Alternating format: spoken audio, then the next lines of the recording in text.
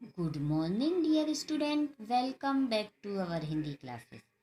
Previous video में हमने chapter number 2 page number 16 के प्रश्न तथा उत्तर हल किए थे। अब आज हम इस वीडियो में भाषा तथा व्याकरण का अध्ययन करेंगे। तो सभी बच्चे अपनी बुक निकाल लीजिए, पेज नंबर 16 निकाल लीजिए, चैप्टर नंबर 2। तो चलिए रेडी हो जाइए, हम स्टार्ट करते हैं। भाषा तथा व्याकरण। अब इस फर्स्ट लिखा है, इसमें निम्नलिखित मुहावरों के अर्थ लिखकर अपने वाक्यों में प्रयोग कीजिए। यानी आपको मुहावरों के अर्थ लिखना है और अपने वाक्यों में इसको प्रयोग करना है। ठीक है, तो सबसे पहला लिखा है पसीने की कमाई। पसीने की कमाई का अर्थ होता है मेहनत की कमाई। ठीक है, तो इसका हम वाक्य बनाएंगे। मैं अपने पसीने की कमाई को व्यर्थ में खर्च नहीं करता। ठीक है बच्चों, एक बार मैं और रिपीट कर देती हूँ। मैं अपने पसीने की कमाई को व्यर्थ में खर्च नहीं करता। अब खा नंबर का देखते हैं। सन्नाटे में आना। सन्नाटे में आना का अर्थ होता है दुखी होना। ठीक है, तो हम इसका वाक्य बनाते हैं। सुरेश की मौत की खबर सुनकर दिनेश सन्नाटे में आ गया। ठीक है, अब जितने भी आप वाक्य बनाते हैं, तो जो शब्द का जो दिया गया है आपको मुहावरा, उसका वाक्य बनाते हैं। जो अर्थ है उसको वाक्य में नहीं लिखते हैं। जो मुहावरा आपको दिया गया है, जो आपको या वर्ड दिया गया है, उसका हम वाक्य बनाते हैं, अर्थ को वाक्य में नहीं लिखते हैं। ठीक है, और जो मुहावरे का हम यहाँ पर वाक्य बना रहे हैं, उसको हमको क्या करना है, अंडरलाइन। ठीक है, तो जो यहाँ पर दिया है, मैं फिर ये वाक्य दोहरा देती हूँ। सुरेश की मौत की खबर सुनकर दिनेश सन्नाटे में आ गया।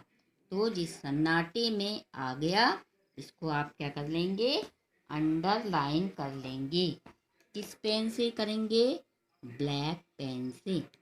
तो ब्लैक पेन से सन्नाटे में आ गया, इस पे अंडरलाइन कर लीजिए।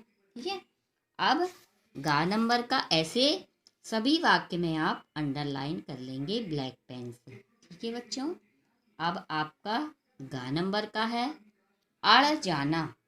ठीक है, अड़ जाना का अर्थ क्या होता है, जिद करना, है ना।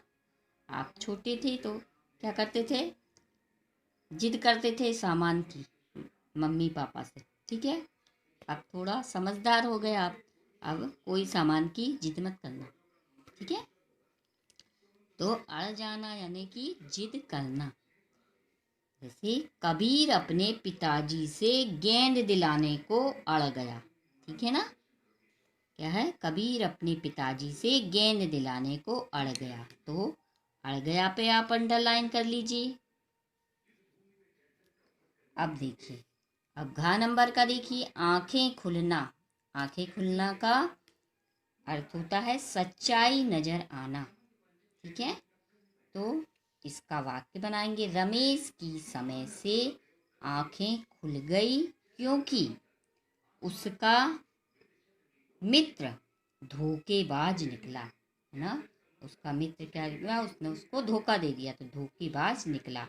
तो आप इस पे आंखें खुल गई, इस पे आप अंडरलाइन कर लेंगे, इससे ब्लैक पेन से।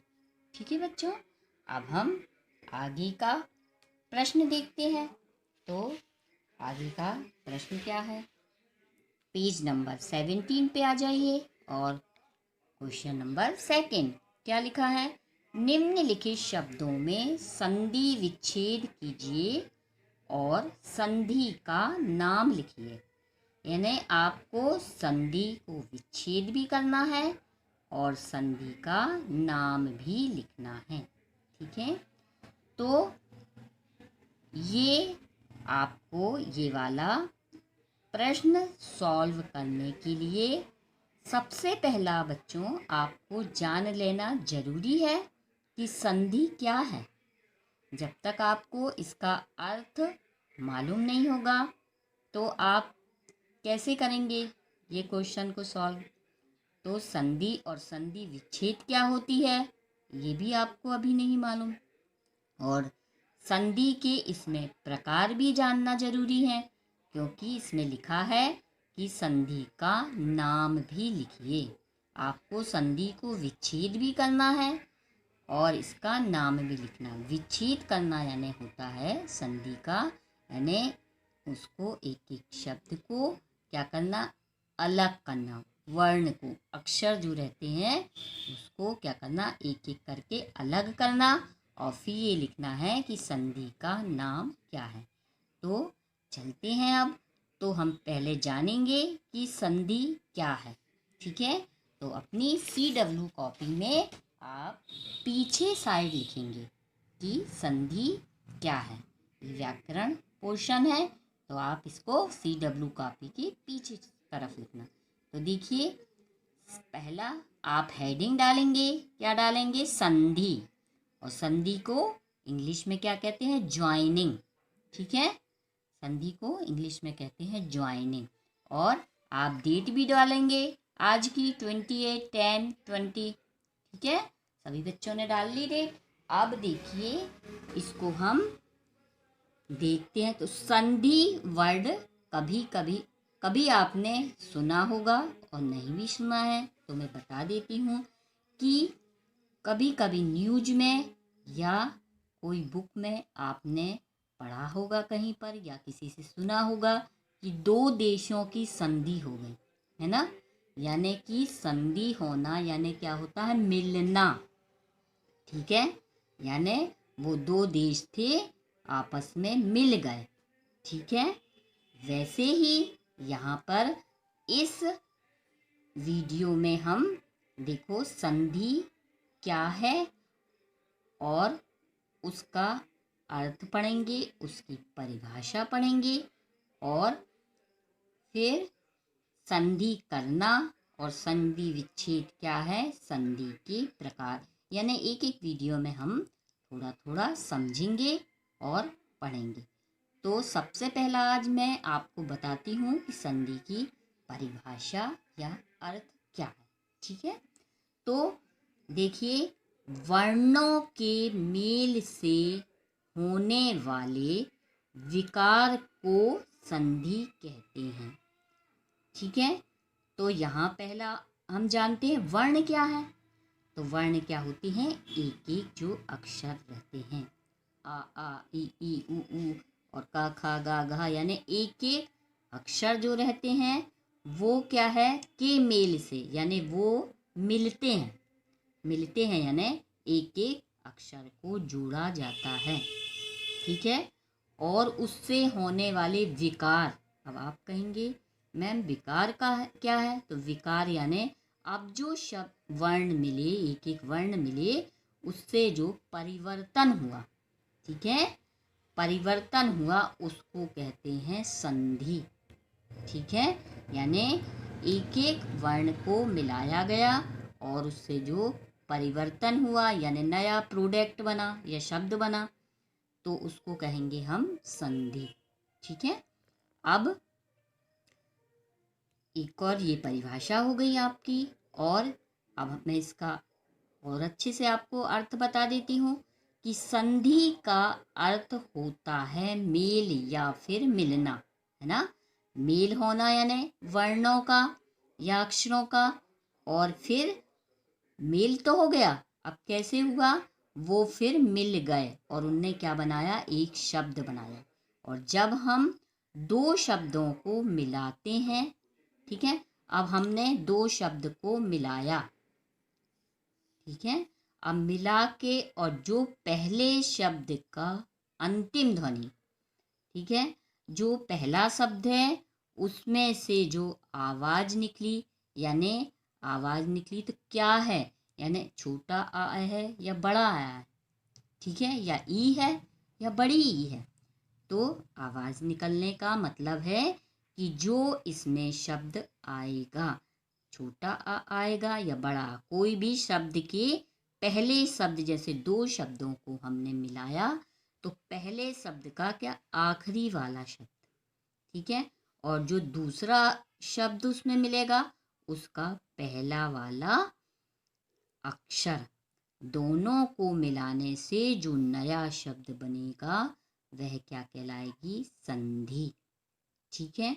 अब जैसे मैं एक आपको उदाहरण देती हूँ कि धा और माँ, ठीक है, और ऊपर ये क्या लगी है, रा की रेप, ठीक है, तो ये क्या लिखा है, धर्म, ठीक है, यानी रा की रेप यानी आधा रा कहलाता है वो, प्लस यानी उसमें जमा या उसमें जोड़ा, क्या जोड़ा, अर्थ, ठीक है, क्या जोड़ा हमने, अर्थ।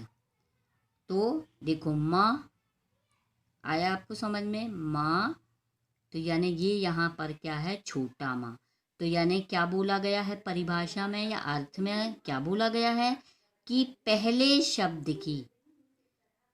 शब्द जो जोड़ रहे हैं उसका ये आखिरी वाला अक्षर, आखिरी अक्षर क्या है, माँ, और ये क्या है यहाँ पर, छोटा माँ है। आया समझ में। और यहाँ पर अभी सिर्फ आप इतना समझिए कि पहले शब्द का दूसरा वाला अक्षर, ठीक है, आया समझ में। दूसरा अक्षर क्या है इसमें, धा और माँ जोड़ रहे हैं, ऊपर रा की रेप लगी है, तो दूसरा इसमें अक्षर क्या है, माँ, ठीक है, और वो कैसा माँ है, छोटा, यानी जैसे अनार का लिखते हैं वे, ये लघु माँ है, यानी इसमें आ की मात्रा नहीं लगी है, ठीक है, और इसका फिर दूसरे शब्द का पहला अक्षर, क्लियर बच्चों, दूसरे शब्द का पहला अक्षर, अब ये दोनों को जोड़ते हैं तो एक जब नया प्रोडक्ट बनता है, ठीक है, नया प्रोडक्ट, अब इसमें ये दोनों को जोड़ के जब वो नया शब्द बनेगा तो उसको हम क्या कहते हैं, संधि, ठीक है, उसको हम क्या कहते हैं, संधि, यानी दो शब्दों को मिलाने से जो नया शब्द बनता है और उसमें से जो पहला शब्द है उसका क्या होगा, आखिरी अक्षर, ठीक है, पहला शब्द है उसका आखिरी अक्षर, और जो दूसरा शब्द है उसका पहला अक्षर में से जो ध्वनि निकलेगी उसको हम कहेंगे संधि। जैसे अब हम एक आपको इसमें पहला जो धर्म प्लस अर्थ और क्या दिया है, धर्मार्थ, उसको मैं एक एक अलग अलग करके और उसको जोड़ के आपको समझाती हूँ कि आपको कैसे, आप समझ रहे होंगे कैसे उसमें परिवर्तन हुआ, कैसे शब्द बना, तो यही चीज मैं आपको समझा रही हूँ।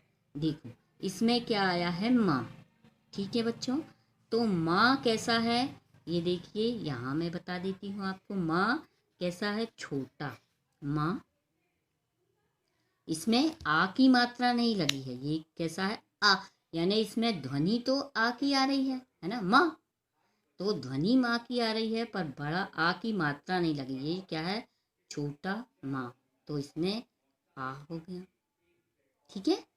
अब इसमें क्या बोला गया है कि दूसरे शब्द का पहला अक्षर, तो दूसरे शब्द का पहला अक्षर तो क्या है, ये भी आ, छोटा आ है, ठीक है ना, तो इसमें भी ये जो आ दिया है वो क्या है, छोटा आ, क्लियर। अब देखिए इसमें, अब ये इसका नियम है कि जब छोटा आ और बड़ा आ मिलते हैं, छोटा आ और छोटा आ जब मिलते हैं तो क्या बन जाता, बड़ा आ, ठीक है बच्चों, क्या बन जाता है, बड़ा आ। ये जब मैं आपको संधि के प्रकार बताऊंगी उसमें आपको डिटेल में समझाऊंगी। तो ये स्वर संधि का ये नियम है कि अ और अ जब मिलते हैं तो क्या बन जाता है, बड़ा आ। क्लियर बच्चों, इतना समझ में आया। अब ये यानी छोटा छोटा शब्द मिला तो क्या बन गया, बड़ा आ। अब देखो धर्म और अर्थ मिलके धर्मार्थ कैसे बने, ये देखो अब इसमें बताते। देखो अब धा और इसमें से आ तो निकल गया, माँ था तो इसमें से आवर्ण जो था वो निकल गया। अब हमारे पास सिर्फ क्या बचा, धा और रा बचा, है ना, रा बचा ना। तो रा कैसा बचा, छोटा वाला रा बचा, यानी आधारा हलंत के साथ। ठीक है, और क्या बचा आपका, माँ। क्लियर, और माँ। अब क्या हुआ, अब देखिए पहले हम क्या पढ़ रहे थे, उसको धर्म धर्म पढ़ रहे थे ना। अब क्या पढ़ा हमने, धर्म, है ना। यानी अ का जो उच्चारण था वो इसमें से निकल गया।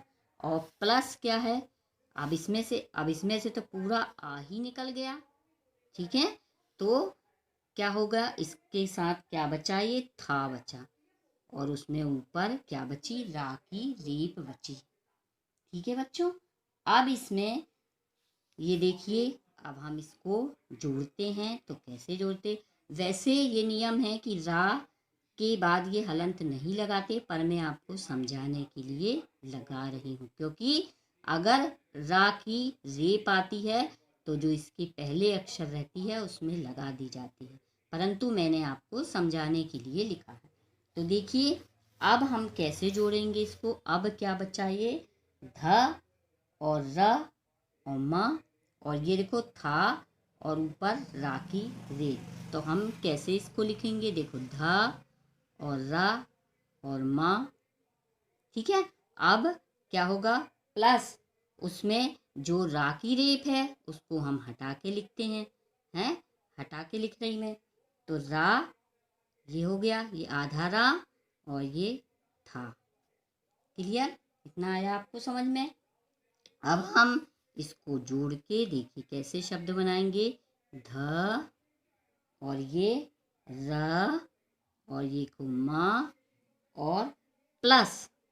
अब देखिए मैंने आपको बताया ना कि छोटा और बड़ा मिलकर क्या बन जाएंगे, एक छोटा और छोटा मिलकर क्या बन जाएंगे, बड़ा। ये नियम है स्वर संधि का। तो इसमें क्या हो गया, बड़ा आ लिखा हमने।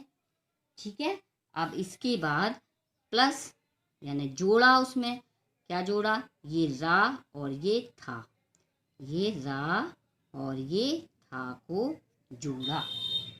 ठीक है, तो ये क्या बन गया, अब ये एक प्रकार से क्या है, ये माँ क्या है, व्यंजन। ठीक है, व्यंजन है, ये स्वर नहीं है, क्या है ये, व्यंजन। तो अब हम देखते हैं कैसे धर्मार्थ बना। तो धा लिखा हमने।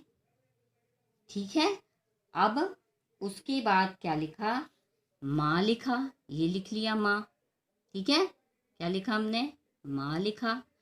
फिर इसमें क्या है, ये भी नियम रहता है कि जब ये इसके आगे व्यंजन रहता, अब ये क्या है कि माँ जो लिखेंगे तो उसमें अब क्या लगाएंगे, अ और आ क्या हो गया, जुड़ के क्या बना, आ बन गया। बना ना बच्चों, यानी व्यंजन है ये। ठीक है, सॉरी, ये क्या हुआ, आ अनार और अ अनार, ये दोनों मिलके क्या बन गए, आ, यानी बड़ा आ बन गया। तो इसमें क्या लग गई, अब आ की मात्रा लग गई। ठीक है, आ की मात्रा लग गई। अब ये मात्रा तो लग गई, अब ये जो रा बचा, ठीक है ना, आधा रा था ना, तो अब क्या करेंगे, इसमें वो रा कहाँ जाएगा, तो इसमें रा की ये रेप लगा दें। ठीक है, रा की रेप लग गई। अब फिर हम क्या लिखेंगे, था। अब था की जो ये रा था, आधा रा, तो हम इसको कहाँ उठा के लगा देंगे, था के ऊपर। तो ये वर्ड आपका क्या बन गया, धर्मार्थ। ठीक है बच्चों, अब मैं आज के इस वीडियो में बस इतना ही। अब नेक्स्ट वीडियो में मैं फिर मिलूंगी आपसे और आपको जो और उदाहरण देके आपको समझाऊंगी कि कैसे संधि में एक एक शब्द को मिलाया जाता है और जोड़ के एक नया प्रोडक्ट बनाया जाता है या नया शब्द बनाया जाता है। ठीक है बच्चों, और तो आपका आज का होमवर्क है जो मैंने आपको क्या करवाए हैं, मुहावरे और उसका अर्थ, तो वो आप अपनी होमवर्क कॉपी में लिखेंगे और उसको समझेंगे और पढ़ेंगे। ठीक है बच्चों, तो नेक्स्ट वीडियो में फिर मिलेंगे। Take care.